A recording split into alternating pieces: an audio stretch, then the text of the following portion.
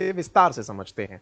भारत ने किस प्रकार से मोहम्मद यूनुस चच्चा जो बहुत तेजू बनने निकले थे, उन्हें अपनी तरफ से मैसेज दे दिया है और मैसेज देते हुए कहा कि हम केवल बस पॉइंट्स में से कॉमा, बिंदु, पूर्ण विराम बस इनका उपयोग करके भी आपको इतना नुकसान पहुंचा सकते हैं। खैर, मीम मार्केट इस बात पर तेज है।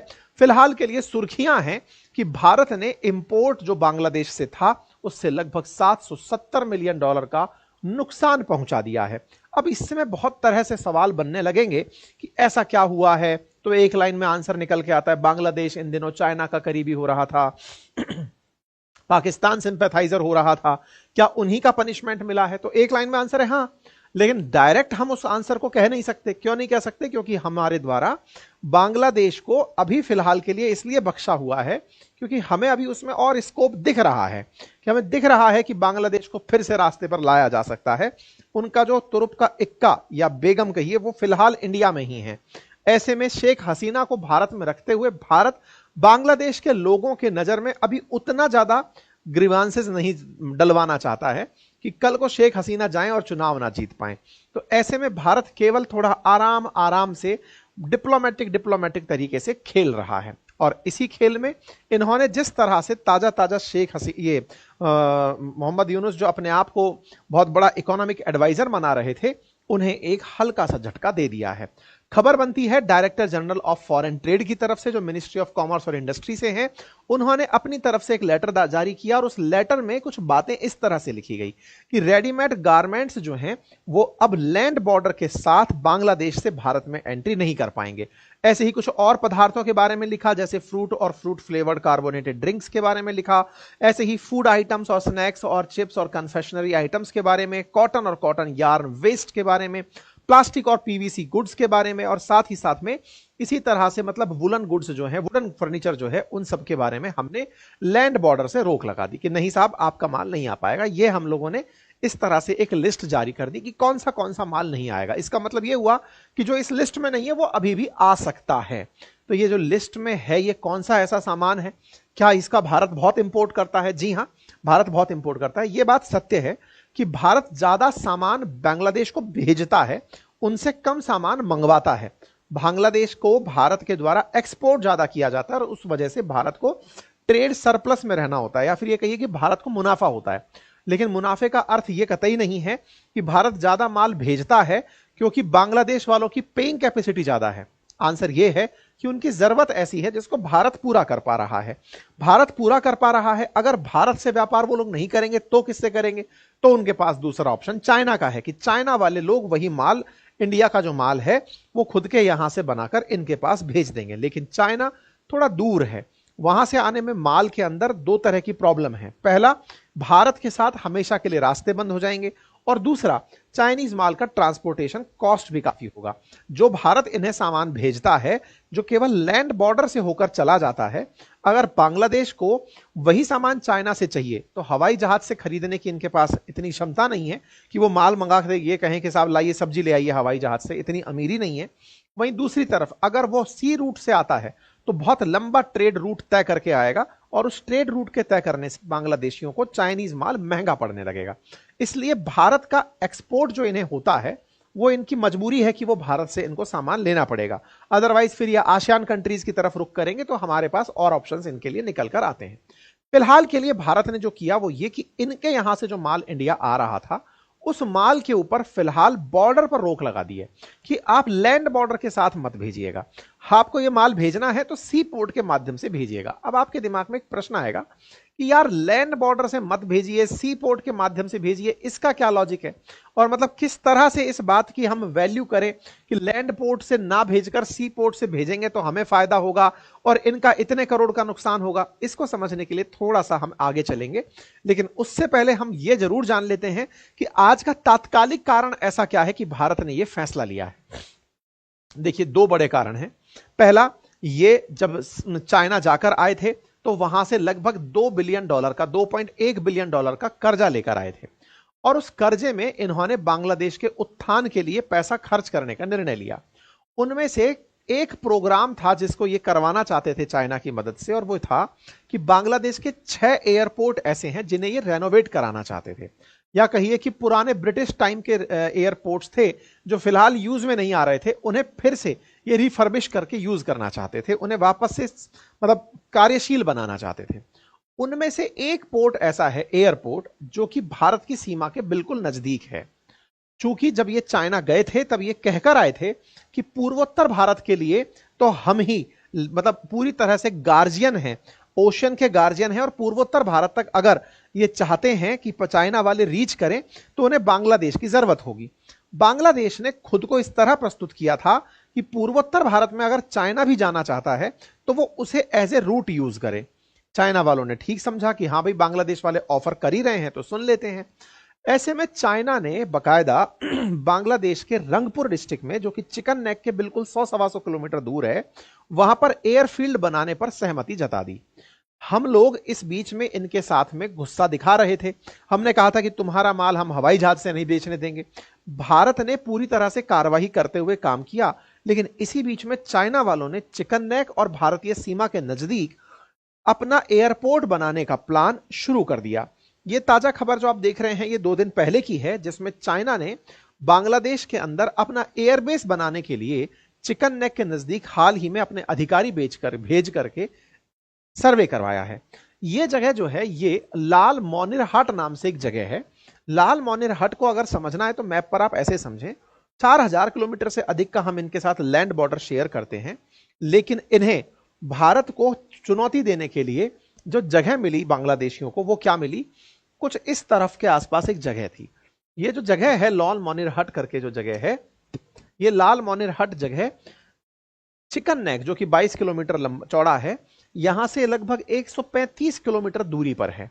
यहां पर ये एयरफील्ड बनवाना चाहते हैं चाइना की मदद से। इसको मैं और दूसरे मैप में दिखाऊं तो ये यहां पर बनवाने की कवायद कर रहे हैं। इस जगह से भारत की सीमा मात्र 15 किलोमीटर दूर है। यहां पर इनका एयरफील्ड ऑलरेडी था। कब से था और अब हमको यह चिंता क्यों दे रहा है? जब बांग्लादेश और भारत दोनों ही ब्रिटिश कॉलोनी हुआ करते थे, उस समय पर ब्रिटिशर्स ने जब सेकेंड वर्ल्ड वॉर लड़ा था, सेकेंड वर्ल्ड वॉर 1939 से 45 के बीच में, उस समय आसियान कंट्रीज में जब ब्रिटिशर्स युद्ध लड़ रहे थे तो अपने सहयोगियों को मदद देने के लिए बांग्लादेश में उन्होंने कुछ ब्रिटिश एयरफील्ड बनाए थे, जहां पर वो अपनी सेना या अपने सहयोगियों को रोक कर रखा करते थे। तो बांग्लादेश उस समय पूर्वी बंगाल हुआ करता था, कहिए तो भारत हुआ करता था। और भारत के इन क्षेत्रों में जहां जहां पर इन्होंने एयरबेस बनाए थे, वो बेस में से एक है लाल मोनिर हट, जो कि फिलहाल के लिए मतलब यूज में नहीं आता है, इस पर्पज से यूज में नहीं आता है कि यहां से फ्लाइट्स उड़े। लेकिन इस जगह पर शेख हसीना ने 2019 में भारत के हित में फैसला लेते हुए खुद की एक एविएशन यूनिवर्सिटी चालू करवा दी थी, ताकि यह हो कि इस जगह का उपयोग किसी और पर्पज में ना हो। इसलिए बांग्लादेश की जो वायुसेना है वो अभी लाल मोनिर हट के अंदर अपनी एविएशन को यूनिवर्सिटी चलाती है, ताकि अपने एयरफील्ड के पायलट्स को ट्रेनिंग दिया जा सके। अब इसी जगह को मोहम्मद यूनुस चाइना के साथ विकसित करना चाहते हैं, और चाइना के साथ विकसित करते हुए भारत को एक कड़ी चुनौती देने का मकसद रखते हैं। ठीक है, तो 135 किलोमीटर दूर जो ये लाल मोनिर हट के नाम से जो जगह है, ये ब्रिटिशर्स के समय की जगह है, और इस जगह को अभी फिलहाल के लिए ये जो $2.1 बिलियन का लोन लेकर आए हैं, उसी लोन की राशि से यहां पर विकास कार्य करवाना चाहते हैं। चाइना पहले से भी भारत के इस पर्टिकुलर क्षेत्र पर नजरें गड़ाए बैठा है। यही कारण है कि पूर्वोत्तर में अरुणाचल प्रदेश के अंदर बहुत सी जगहों का नाम चेंज करना उसकी पुरानी आदत रही है।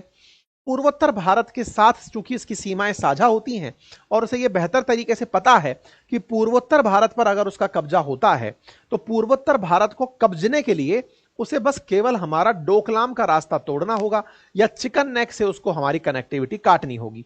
अगर वो कनेक्टिविटी काटता है तब तो सारे के सारे एक ही हो रखे हैं भाई, इधर से यहां से बैठा हुआ चाइना, इधर से बांग्लादेश, और ये पूर्वोत्तर को अपने साथ करने में, चारों तरफ से घेरने में कामयाब हो जाएंगे। ऐसा इनकी पिक्चराइजेशन है कि भारत से इस पूरे क्षेत्र को अलग कर दिया जाए। और इस क्षेत्र को अलग करने के लिए बार बार, चाहे पहले डोकलाम वाला विवाद हो जो कि भूटान के मामले में था, ये डोकलाम में अपना काम नहीं कर पाए, तो अब उसके बिल्कुल दक्षिण में लाल मोनिर हट के अंदर ये अपना एयरफील्ड बना रहे हैं। मतलब चाइना ने पूरी तरह से स्ट्रेटेजिकली चाहे कितने ही समय में हो, चाहे सलामी स्लाइसिंग धीरे धीरे काटते काटते 10 20 50 साल जो भी हो, उसके विजन में यही है कि भारत का यह हिस्सा उसके बहुत काम का है। अब आपके दिमाग में बनेगा कि ऐसा भी उनके दिमाग में इस जगह को लेकर क्या पिक्चर है। पिक्चर उनके दिमाग में यह है कि बांग्लादेश के पास तो कुछ होगा नहीं उसका विरोध करने लायक, उसको सीधा यहां से इंडियन ओशियन में एंट्री मिल जाएगी। चाइना बहुत ज्यादा परेशान किस बात से होता है कि वो पैसिफिक ओशियन में तो पैर रखा हुआ है, लेकिन जिस ऑयल की इसे जरूरत है वो इंडियन ओशियन से ही इसे मिलता है, क्योंकि गल्फ कंट्रीज इंडियन ओशियन से ही इसे सामान भेजती हैं। इंडियन ओशियन के मामले में उसने चाइना पाकिस्तान इकोनॉमिक कॉरिडोर बनाने की चाहत तो रखी है, लेकिन वो सक्सेसफुल होगा या नहीं, अपने आप में डाउट है। इसीलिए ये इस वाले क्षेत्र को अपने लिए फ्यूचरिस्टिक पॉइंट से सोचता है कि म्यांमार के रास्ते से मैं निकाल ले जाऊंगा चाइना म्यांमार इकोनॉमिक कॉरिडोर, लेकिन म्यांमार तो दूसरा देश है। भारत के इस क्षेत्र को वो इसीलिए स्थिरता पैदा करने के लिए लगातार यहां पर जो लोकल इंसर्जेंट ग्रुप्स हैं उन्हें वेपन देने का काम, उन्हें विदेशी फंड उपलब्ध कराने का काम, देश विरोध के बाद भारत विरोध में उनसे हरकतें करवाने का काम करता रहता है। तो ये दो लोग इस तरह से जब मिले हैं तो भारत को यह समझ में आ रहा है कि यह भारत के लिए कुछ ना कुछ टेंशन की स्थितियां बन रही हैं, लेकिन फिर भी भारत इसको बहुत हल्के से हैंडल कर रहा है। हैंडल क्यों कर रहा है? क्योंकि भारत को यह समझ में आता है कि मोहम्मद यूनुस परमानेंट नहीं है, क्योंकि ये इलेक्टेड व्यक्ति नहीं है। बांग्लादेश में जैसे ही चुनाव होंगे, हो सकता है कि कोई चुनाव से जीतकर व्यक्ति दूसरा आए या फिर सेना आए, दोनों में से जो भी होगा, फिलहाल के लिए मोहम्मद यूनुस तो नहीं होंगे, तो इनके साथ में बहस करने का कोई फिलहाल फायदा नहीं है। ऐसे में भारत इनके साथ केवल इकोनॉमिक एंगल पर ही, ट्रेड के अंदर ही कुछ ना कुछ छेड़खानी कर रहा है। अभी इन्होंने और महाशय ने क्या किया, इस पर्टिकुलर क्षेत्र को तो चाइना को दिखाई दिया, एक काम इन्होंने और किया जिसको आप गुस्ताखियों में काउंट कर सकते हैं, जिसको इस तरह से समझा जा सकता है कि ये 1.5 शाना बनते हुए कर गए। होता क्या है, बांग्लादेश कपड़ा निर्माण के लिए, सस्ता कपड़ा निर्माण के लिए जाना जाता है, लेबर सस्ती है, कॉटन काफी पैदा होता है, और कॉफी काफी पैदा होने के साथ साथ ब्रिटिशर्स के समय से ही, उपनिवेश काल से ही बंगाल कपड़ा उद्योग के लिए जाना जाता था। कपड़ा उद्योग में क्या हुआ कि बांग्लादेश का कपड़ा तुलनात्मक रूप से सस्ता पड़ने लगा, और दुनिया भर में आज भी बांग्लादेश का कपड़ा एक्सपोर्ट होता है। बड़े बड़े जो इंडिया के भी ब्रांड्स आप सुनते हैं, जिन कपड़ा निर्माण कंपनियों का आप नाम सुनते हैं, वो उनमें से बहुत सी कंपनियां बांग्लादेश से कपड़ा बनवाकर लेकर आती हैं। भारत क्या करता था कि इनके साथ में ट्रेड बैलेंस रखने के लिए कि तुम्हारा कपड़ा हम खरीदते हैं जो कि एक फिनिश्ड गुड्स है, तो हम तुम्हें यहां से धागा भेज देंगे, तो धागा भेजने से हमारा उद्योग चलता रहेगा और कपड़ा बना के भेजने से तुम्हारे यहां के लोगों को रोजगार मिलेगा। आसान भाषा में ऐसे समझते हैं, ठीक है। तो भारत इनको अपनी तरफ से कपड़े का धागा भेजता था। ये एक तरह से समझिए कि उस धागे को कपड़े में कन्वर्ट करके हमारे पास भेजते थे। कपड़ा बन के आता था, बड़ी मात्रा में इनकी इंडस्ट्रीज चलती हैं कपड़े के लिए ही, तो हमारे भी यहां पर एक तरह से म्यूचुअल इंटरेस्ट का काम होने लगा। इन भाई साहब ने एक समझदारी करी। आज से 1 महीने पहले, 1 महीने पहले, इन्होंने भारत से जा रहे धागे पर यानी यार्न पर बैन लगा दिया। इन्होंने कहा कि हम यार्न भारत से नहीं मंगाएंगे। क्यों नहीं मंगाएंगे? क्योंकि बांग्लादेश से जब 2 बिलियन डॉलर लेकर आए हैं तो उसके प्रति थोड़ी स्वामी भक्ति दिखानी है, और बांग्लादेश को धागा चाइना भी दे सकता है, चाइना में धागा और आसानी से उपलब्ध होगा। ऐसे में चाइनीज धागा इनके यहां पहुंचना शुरू हुआ, भारत का धागा जाना बंद हुआ। तो अब देखिए म्यूचुअल इंटरेस्ट कैसे प्रभावित हुए। जब हमारा धागा नहीं जा रहा है तो हम तुम्हारा कपड़ा कैसे लें, और जब तुम्हारा कपड़ा नहीं लें तो इसका तरीका क्या रखें। अब ये तो कह नहीं सकते कि हम चाइना का धागा लगाए इसलिए नहीं लेंगे, तब मैं उस स्थिति में ले जा रहा हूं। तो इन महाशय ने जैसे ही धागा हमारा बैन किया, तो हमारे यहां के जो लोकल ट्रेडर्स थे उनने कहा साहब हमारा धागा नहीं जा रहा, उनका कपड़ा आ रहा है, ये तो फिर वही वाला हो गया, कच्चा माल ले जाओ और फिर पक्का माल बनाकर लाओ, सर हमारा नुकसान हो रहा है। तो फिर यहां पर दूसरी तिगड़म बिठाई गई। बोले यार एक बात बताओ, चाइना वाले धागा देकर के अगर कपड़ा हमारे पास भिजवा रहे हैं तो उससे हमारा नुकसान क्या हो रहा है? उसका नुकसान ये हो रहा है कि चाइना का धागा अगर हम इंडिया में मंगाते तो चाइना वालों को बॉर्डर पर यानी कि एक्सपोर्ट ड्यूटी, जो कस्टम ड्यूटी जो है ना, या जिसको कहिए टैरिफ, वो भारत में आने से पहले 20% देना पड़ता है। और चाइना वालों ने चालाकी ये चली है कि इंडिया में 20% टैरिफ नहीं देना, उसकी जगह बांग्लादेश को पैसा वो दे दो, धागा दे दो। बांग्लादेश भारत के साथ में फ्री ऑफ कॉस्ट व्यापार करता है कपड़े का, तो धागा उनका बांग्लादेश में पहुंचा, कपड़ा बना, और भारत में पूरी तरह से ट्रेड बेनिफिट के साथ इंडिया में कपड़ा बन के घुस गया। तो एक तरह से हमारे पीठ पीछे चाइना ने खुद के धागे से बना कपड़ा भारत में एंट्री करा दिया।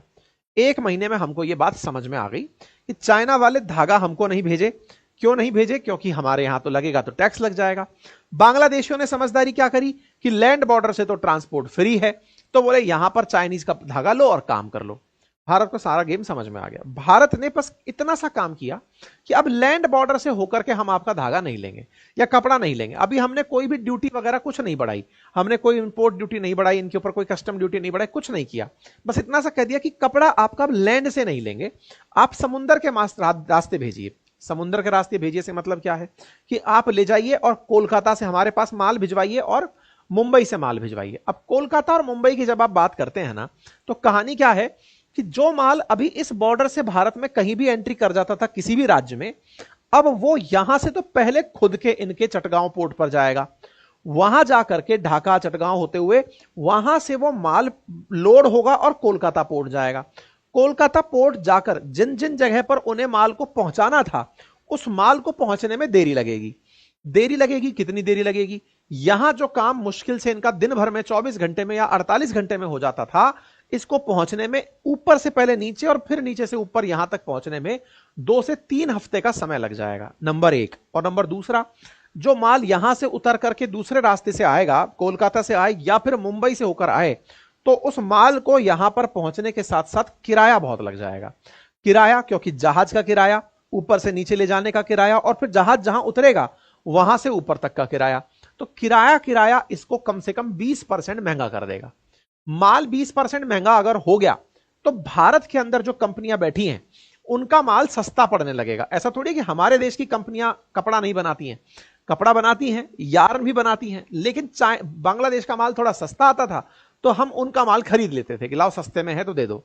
लेकिन जब इनका माल खुद ही 20% महंगा हो जाएगा, यही कारण है कि हो सकता है आने वाले समय में टी शर्ट और जीन्स वगैरह आपको थोड़ी महंगी मिले, थोड़े दिन के लिए प्राइसेस में 2 से 3% का असर पड़ सकता है, जब तक इंडिया का प्रोडक्शन लाइन दोबारा से स्पीड ना पकड़ ले। तो फिलहाल के लिए इस माल का महंगा होना भारत की जो इंडस्ट्री है लोकल, उनके लिए फायदे का विषय हो गया। तो फायदे का विषय हो गया तो भारत का डोमेस्टिक प्रोडक्शन बढ़ेगा, बांग्लादेश का एक्सपोर्ट स्वतः ही घटेगा, क्योंकि 20% माल महंगा होने पर भारत ने मना नहीं किया है कि हम टैक्स लगा रहे हैं तुम्हारे पर, बस हमने तो रास्ते बंद किए, इस रास्ते से नहीं, थोड़ा घूम कर आ जाओ। घूम कर आने पर वो माल भेज नहीं पाएंगे, माल महंगा हो जाएगा, भारत में उन्हें खरीदार नहीं मिलेगा।